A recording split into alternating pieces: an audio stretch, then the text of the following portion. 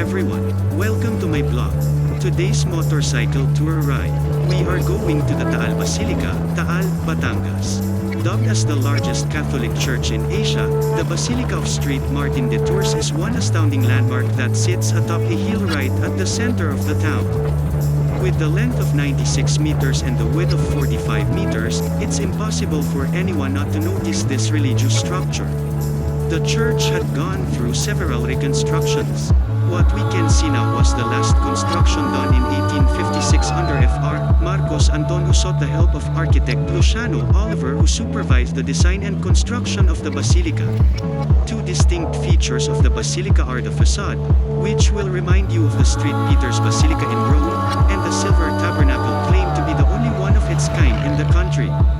Often called Taal Basilica, the church is among the most visited destinations of people from various places during the Lenten season. This church is also popular among couples who will tie the knot.